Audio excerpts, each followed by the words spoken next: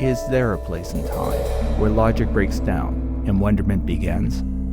Could that be somewhere at some time along an infinite line between the reasonable and the highly unlikely? Join us on a journey into the improbable.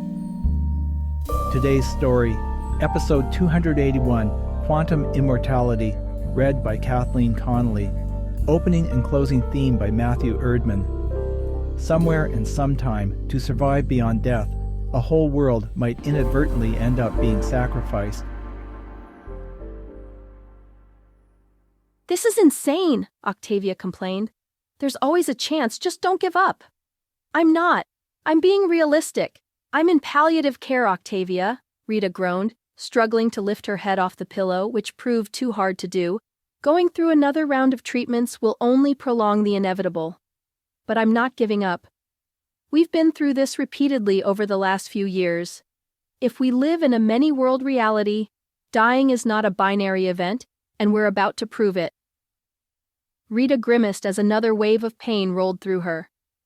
"At least you should up your meds," Octavia insisted, moving to a pole where an IV bag dripped drugs into Rita's arm. "No," Rita objected, trying to reach out to stop her old friend and colleague. "The drugs will interfere with my brain and mess up the neuron mapping." Octavia stopped, and Rita's arm flopped back onto the bed. "Now, please, put the imager on my head and connect it to the recorder," Rita whispered feebly. "I don't think I have much time. We only get one shot, and you promised to see this through." Octavia finally gave up arguing and took the experimental imager from its shipping crate, slipped it over Rita's head, then connected it to a suitcase-sized box on a cart rolled up to the hospice bed. She tapped a sequence of buttons next to a screen on its side, and the recording device beeped, indicating its readiness. Small blue LEDs mounted to the imager began flashing, and the outline of a human mind began to build on the recorder's small screen. "We really need more time to test the imager. It could damage your brain," Octavia protested, her voice cracking with emotion. "If you had kept going with the experimental treatments, it might have given us time for proper trials." "Might," Rita said, barely able to roll her head to look at her friend. "Or might not. They gave it less than a 50-50 chance. I'd rather place my trust in an unproven quantum theory." With tears forming in the corners of her eyes, Octavia watched a complex image of neural connections build on the recorder's small screen. There's still a lot of questions around resetting the quantum state of a human brain. No one has tried to alter every neuron in a living person before. There's so much we don't know. "I agree," Rita gasped, her voice getting weaker. "But I'll survive somewhere in the infinite possible branches of reality, and when the recorder in that world senses my heart restarting, it will restore my neural patterns to their state before my death, and I'll wake up there." "The likelihood of one world where all the elements come together is not zero," Rita whispered, faltering. "That's the beauty of the many worlds theory. Every possibility will be played out." The heart monitor on a stand behind Rita's bed began to flutter, triggering an alarm. It was the last thing she heard before she opened her eyes to stare at the same ceiling she had been watching just a second ago. Everything was identical, except her pain was gone, and the room seemed somehow older. Rita struggled up on her elbows. Octavia stopped talking into a large brick-like mobile phone and got up. "It's about time. Should I turn the imager off?" she asked, walking casually over to a large humming box where the recorder had been sitting. She flicked a mechanical switch on its side, and silence filled the room. "I'm still here. I made it," Rita said after a moment, relief and joy washing through her. But Octavia's subdued reaction dampened her enthusiasm. "You're surprised? Of course you're still here. Where else would you be?" Octavia dismissed curtly. "Dead," Rita answered, sensing something wasn't quite right. "I was expecting you'd be happier that it worked." "It's hard to tell if anything changed," Octavia pointed out. "There'd be no visible sign. You would have rejuvenated even if the imager failed." Rejuvenated? Rita questioned. Then you truly don't remember? Remember what? Rita asked, trying to hide her confusion. The rejuvenation, of course. Octavia bent over and examined Rita's eyes. It took a day, and I understand that it's excruciating. No one forgets their rejuvenation. Rita shook her head, more confused than before. The last thing I remember was you switching on the recorder and imager. Then the system must have worked, Octavia concluded in a clinical tone. We can overwrite people's memories. Follow my finger, she directed and held up an index finger, moving it around. Rita did her best to follow. You seem okay to me, Octavia finally conceded. Should I call in a doctor? Get you checked out? No, I'm okay. Just a bit disoriented, I guess, Rita admitted, still sensing something wasn't right. Well, that's to be expected, Octavia chided, taking the imager off Rita's head and packing it away. You can't remember your rejuvenation because the neural imager overwrote those memories with a snapshot of your mind taken just before the process. You've lost about a day. But on the bright side, Rita, the machine works. It's a success. People who choose won't have to experience rejuvenation anymore. Octavia smiled and relaxed. Come on, let's get out of here before I need a rejuve myself. But I was dead, Rita tried to explain. Dead? You think you died because your heart stopped for a moment during rejuvenation? That happens to everyone, Octavia pointed out. It's part of the process. No one's died in generations. Are you sure you're okay? The imager could have messed up your thought processes. Should we get a third-party neurologist to look at your brain scans? No, I'm fine, Rita assured, although she wanted to yell and dance and announce to this new branch of reality that she had beaten death, that she had proved the many worlds theory was correct. It was a discovery worthy of a Nobel. However, something told her it would be prudent to keep it to herself until she knew more about this universe. After packing up the imager, Octavia led her through halls identical to the hospice Rita had been in, except a sign over the door at the main entrance thanked them for using the St. Veronica Rejuvenation Center, and the whole place appeared weirdly dated. Like some interior designer with an irrational obsession with the 1970s had been given free rein. They exited into a warm, sunny afternoon and found themselves in the city square. Like everything else Rita had seen since being revived, the square was identical but subtly different than it used to be. I need to go to our lab and review all the data from the recorder, she announced, hoping to find something to account for the small changes her new world seemed to have undergone. Today? You want to review the data today? Octavia challenged in disbelief, stopping at an old, vinyl-roofed, two-door car whose hood ran on forever. She opened the trunk and carelessly heaved the imager and recorder in. Rita cringed. Well, you're the one who's in a hurry, Octavia scolded, when Rita just stood there gaping. It's my car. You've ridden in it before. You know, you're acting strange, Rita. I should really take you back to the Rejuve clinic and have you checked out. Sorry, Rita apologized, opening the passenger side door. I'm fine, she insisted. I was distracted. I just want to see the data from the imager.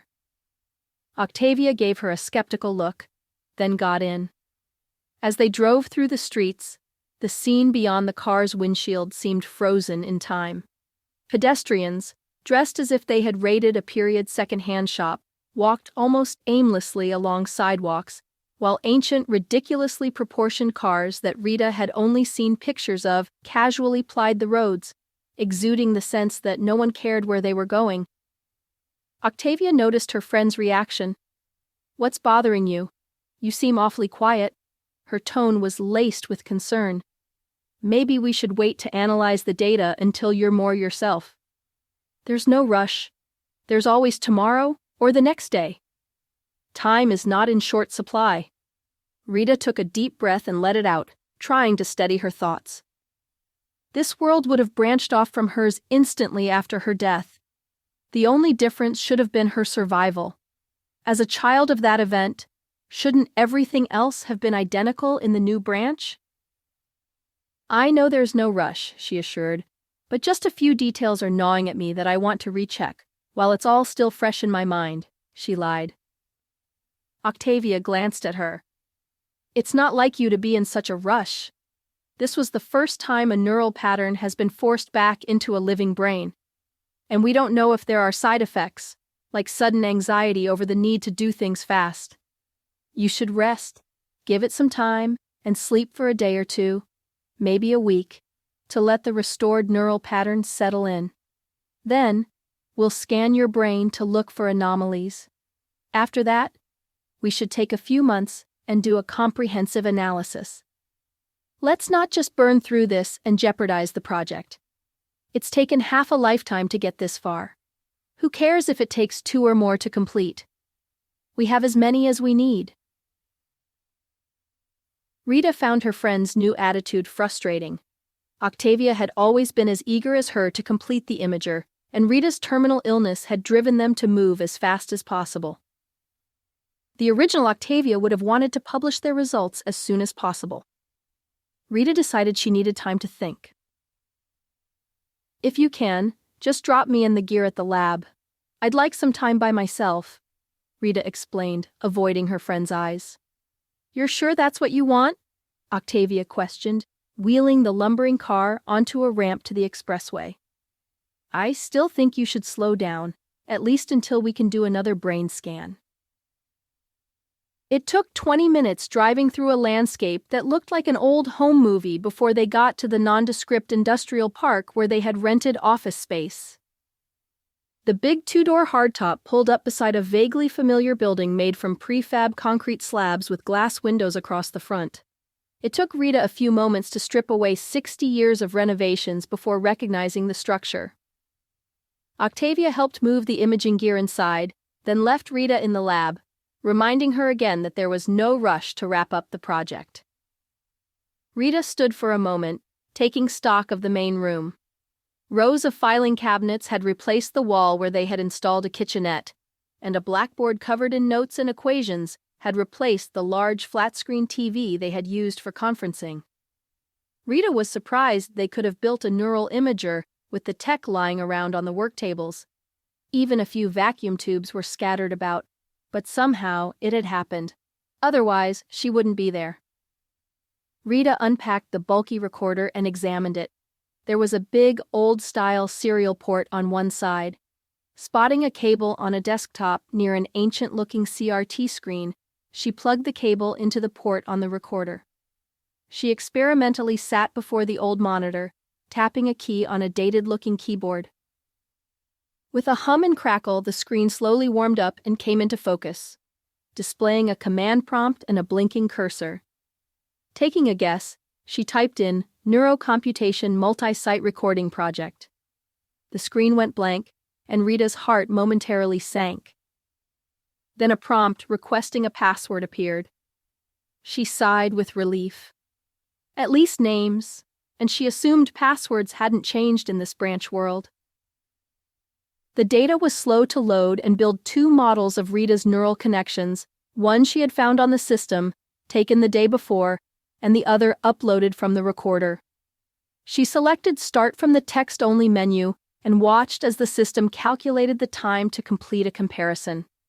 10 hours, Rita groaned, then walked over to the closest filing cabinet and began to sift through the paper notes inside. As the night melted into the next day, it became apparent that what had taken her a few years in her original world required decades here. There were often days, weeks, or even months between project updates. This version of her had contracted cancer several times, but each illness had only led to rejuvenation. It became clear there was no rush when there was no finite end to life. Rita, you stayed here all night? Rita jumped, dropping the file she had been going through, and spun around to find Octavia standing behind her. I hadn't heard from you and was concerned, so I tried to phone, but you weren't home. On a hunch, I came here, Octavia explained, eyes darting around the lab. You've gone through all our files. Why? Rita picked up the dropped papers and placed them on a nearby workbench. She wasn't sure how to answer. Would Octavia believe her if she explained that her death in another world had triggered the creation of this one? The computer monitor suddenly sprang to life. It had finished running its program and was now displaying 2 models of the neural connections in her brain. "You ran an analysis, and that's why you stayed here all night," Octavia accused, moving over to the screen to examine the results. She dropped into a chair, scrutinized the images, and typed something on the keyboard. Text spilled across the screen, which Octavia scanned through. "They're different," she announced, surprised. "I mean more different than they should be. Your neural connections shouldn't have changed much from pre to post-rejuvenation. There would be a small difference because of the missing day, but looking at the analysis, it's as if you have a whole different set of memories. It would explain your odd behavior." "I'm not acting odd," Rita insisted. "Rita, you're staring at things like you've never seen them before? Is that why you rummaged through the project files? To try and find out what went wrong?" Rita took the chair next to Octavia. "Is it really that obvious?" She sighed, examining the analysis for herself. When she finished, Rita turned to face her friend and colleague. "Yes, it is," Octavia confirmed softly. "I'm worried about you. I should have never agreed to let you test the imager." "I'm fine, Octavia, I really am," Rita assured, deciding she had to come clean. "Please keep an open mind about what I'm about to tell you," she pleaded. "Well, okay," Octavia agreed warily. "But if I don't like what I hear—" "I'll agree to do whatever you want," Rita added. "But I don't think that's going to be necessary," Rita exhaled. "Well, here it goes. Can you imagine a world where people die and don't rejuvenate when they get sick?" she asked. "Like how it used to be before the world reached equilibrium," Octavia confirmed. "Where are you going with this? That was over 60 years ago." Rita leaned forward and locked eyes with Octavia. "Tell me what happened." "Why would you need an explanation of something that's common knowledge?" Octavia challenged, her tone cautious. "It's not like this is relevant to the imaging system or how it appears to have affected your thinking." "Please, Octavia, just humor me for now." Octavia studied Rita for a moment, seemingly trying to decipher the reason behind her friend's odd request. Finally, she relented and nodded. "All right, if it will help you figure out what's gone wrong in your head. But I still don't see how it can help. 60 years ago, as scientists had predicted, the universe reached thermodynamic equilibrium. Entropy stopped increasing, leading to the stable state we've been in ever since. Cars and machines last forever, and living things rejuvenate. That's just the way it is now. No one dies. We have all the time in the universe to get things done. What else do you want me to say?" She shrugged. "Believe it or not, that explains a lot," Rita said. "You're joking, right?" "No," Rita assured. "You said my neural map after Rejuve looked like it had a new set of memories. Well, you're right. They are new, but they're also mine." "You're not making any sense," Octavia objected, scrutinizing the analysis on the computer screen again. "I'm not Rita. I mean the Rita you knew," Rita explained. "And I know that doesn't make sense. Did your Rita ever talk about the many worlds theory?"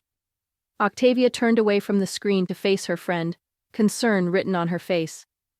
"No, what does that have to do with this? You're beginning to creep me out, Rita. What's going on?" "I died." "But you rejuvenated. No one dies," Octavia insisted. "No, that's not true," Rita shook her head. "At least not true everywhere. Think of the universe as a wave function," she began to explain. "In the many worlds theory, that wave contains the possibilities of everything that could ever happen, and when an event occurs, those other possibilities don't go away. They also happen, all of them. Every possibility becomes a reality in its own new world.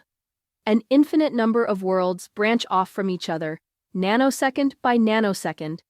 They don't interact, so they are completely unaware of each other. At least up to yesterday. Octavia, we're in a reality which was spun off at the moment of my death in another branch of the universe. In my original world, you and I worked together on the neural imager to find the one possible outcome in the many worlds where I would survive and prove the many worlds theory is correct.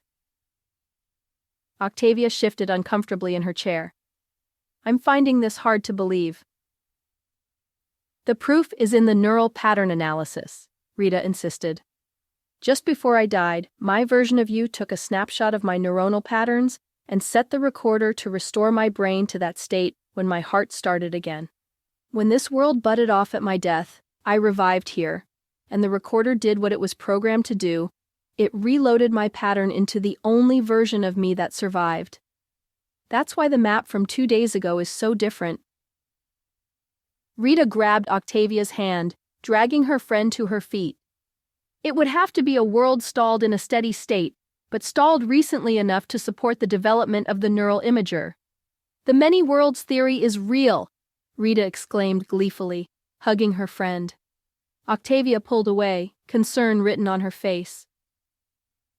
I'm not a physicist, and I don't entirely understand how thermodynamic equilibrium works, but if you are telling the truth, the map of your restored brain showed a distinctly higher activity level than the pre-rejuvenation recording, which suggests it means my brain was at a higher energy state than this world's original version of me, Rita suddenly realized, and that extra energy was added to this new branch reality after thermodynamic equilibrium was achieved. As Rita completed the thought, a knot began to grow in the pit of her stomach. Oh, no. However small, I've inadvertently changed things, haven't I? The world's no longer in a steady state. The lab phone rang before Octavia could reply. She reluctantly picked up the receiver. Yes, this is her, she said. Rita could hear a tiny, highly animated voice on the other end of the line, but couldn't make out the words. The color drained from Octavia's face. They want to see you back at the Rejuvenation Center, Rita, to check you out, Octavia informed Rita, her voice on the edge of panic. You were the last person to complete the process. No one after you has survived.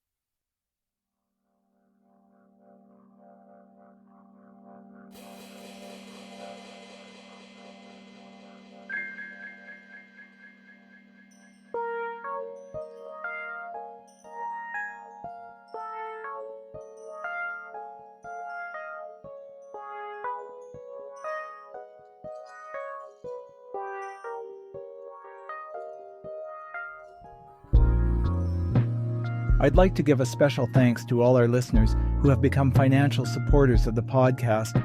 You can help us continue creating original content twice a month by either heading over to ko-fi.com/makeshiftstories and making a one-time donation, or becoming an ongoing supporter at patreon.com/makeshiftstories. Makeshift Stories is released around the beginning and middle of the month. This month's story was written by Alan V. Hare and read by Kathleen Connolly. Opening and closing themes were composed and recorded by Matthew Erdmann. Audio production and editing by Makeshift Studios. If you'd like to connect with us, please send an email to makeshiftstories@gmail.com or visit our website at makeshiftstories.com. Links to both are in the show notes. Makeshift Stories is released under a Creative Commons non-commercial attribution, no derivative license, which means you are free to share our stories. Just remember to credit us and don't alter anything.